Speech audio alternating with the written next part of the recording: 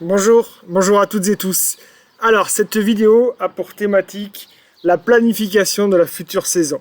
Voilà, et comme vous le savez, avec Max, on pense, il n'y a pas que nous qui le pensons, mais, et vous certainement aussi, mais le secret d'une belle saison bien réussie, où tout le monde est satisfait, c'est une saison qu'on vit entièrement, mais c'est surtout une saison en fait où on va planifier les choses, où on va pouvoir se dire, ben là on va faire ça, là on va faire ça, là on va faire ça, où on va pouvoir tout planifier. Pour pouvoir en fait que chacun puisse évoluer dans la meilleure des conditions.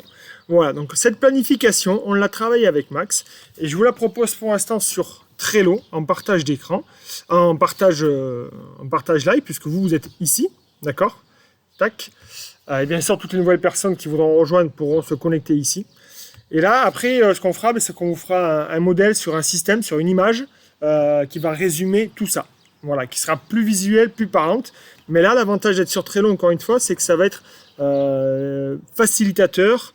Vous allez voir par rapport à l'identification des personnes, surtout, la collaboration et le partage d'infos et de documents. Voilà. Et encore, je pense que là, je vais vous présenter qu'une toute petite partie infime, mais là-dessus, après, je pense que vous aurez des super idées d'utiliser cet outil.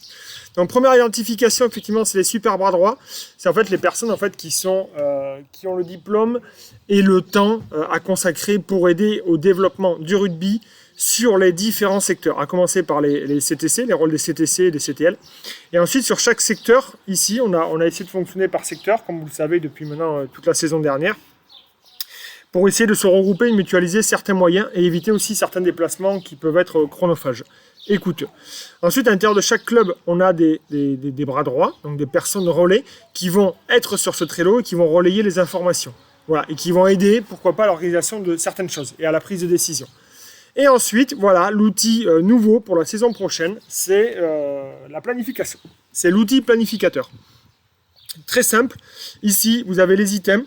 En gros, ici, et on n'a peut-être pas tout répertorié, mais après, c'est à utiliser et vous pourrez l'adapter et le modifier au fur et à mesure. C'est les différents items. En fait, c'est les différentes actions qu'on va retrouver en cours de saison, notamment le diplôme des brevets fédéraux, la labellisation, l'utilisation du livret jeune joueur, les projets sportifs, et ensuite, tout ce qui va concerner les catégories, avec les plateaux, les ateliers, les challenges et tout ça. Donc ça, c'est les items. Ensuite, ici, on a la saison qui va être prédécoupée de manière hyper classique, de vacances à vacances, qui correspond au calendrier des enfants. Avec un premier cycle de reprise et de préparation. Vous voyez ici, on l'a découpé entre 8 à 10 semaines. Reprise, préparation. Ensuite, on aura 3 cycles de développement. Et un dernier cycle de clôture, où là, on va pouvoir évaluer en fait tout ce qu'on a fait sur la saison et se projeter vers la saison future. Voilà en gros. Ensuite, pour rentrer un petit peu dans le détail, pour vous expliquer, pour que vous puissiez un petit peu profiter de l'outil ou faire gagner du temps, si on prend le premier cycle ici sur la rentrée, très rapidement ici, là, on vous a mis tous les enjeux qu'il va y avoir sur cette rentrée. Notamment les ateliers, c'est quantifié. Il y a un atelier, il y a 2 plateaux, il y a 3 plateaux jeux à 7 pour les M14, ici, vous voyez, c'est identifié. Il y a l'UF1 qui va être fait. Il y a la sécurité. D'accord, pour les M14, M12, il y a la sécurité, l'arbitre au cœur de son club, M8, M10. Il y a les passeports à réaliser aussi sur cette première période-là. Il y a l'Orange Rugby Challenge et il y aura des ETD, des ETB. Voilà, donc en gros, là, on met les actions qui potentiellement vont devoir être planifiées pour qu'en fait, on puisse tous bien évoluer. Et après, on a donc 2 mois. À chaque fois, ça fonctionne par des cycles de 2 mois. Donc la semaine 1, la semaine 2, la semaine 3.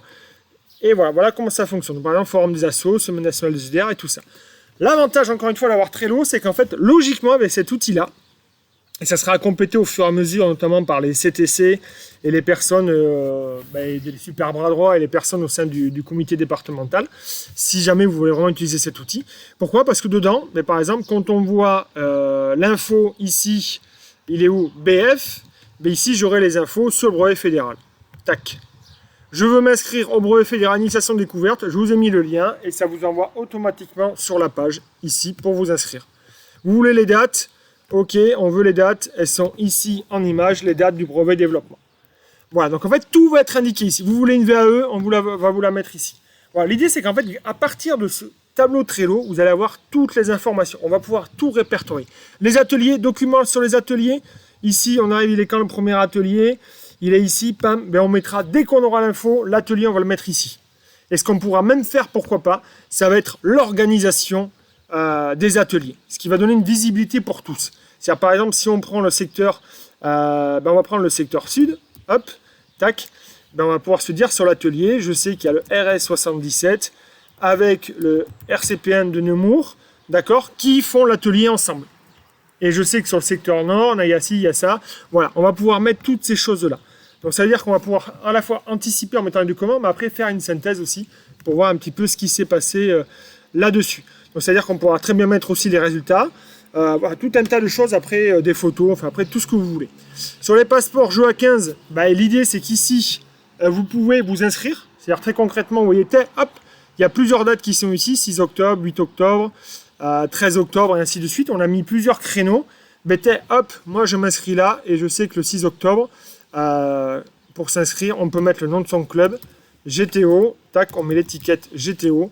Là ici, le GTO souhaite passer le passeport. Alors comme vous le savez, après nous l'idée c'est d'identifier qui peut faire passer le passeport. C'est là où on tombe sur les super bras droits. Un passeport peut être passé par une personne qui est DE ou BE ou CQP. Et c'est là où on va pouvoir se mettre en relation avec ces personnes-là pour qu'ils puissent peut-être se déplacer au sein du club pour effectuer les passeports, ainsi de suite. Le passeport, ce qu'on mettra ici, par exemple, on pourra très bien mettre le fichier Google correspondant au club, et comme ça sera rempli automatiquement, ça sera mis automatiquement ici, et Bruno Chétoine pourra le récupérer. Voilà, donc ça, je suis rentré un peu dans les détails, mais c'est pour vous expliquer la puissance de l'outil. Et ça, c'est répertorié donc sur toute la saison. Vous avez une visibilité sur toute la saison. Ok. Les Olympiades du 77, qui était une super bonne idée, comme vous nous l'avez dit. Du coup, ça sera un fil rouge durant l'année. Ok, là on a mis les thématiques. Par exemple, sur les Olympiades, sur le cycle 1, ce sera surtout la posture, l'état d'esprit et le règlement. Donc ça, on pourra le voir notamment sur les passeports. Et on pourra le voir aussi sur les jeux arbitrage, jeux sécurité. Après, on passera à habileté main-pied plaquage. Ensuite, habileté main-pied plaquage encore une fois. Habileté main-pied lecture de jeu sur le cycle 4. Et enfin, le cycle 5, on va évaluer tous les items, tous les critères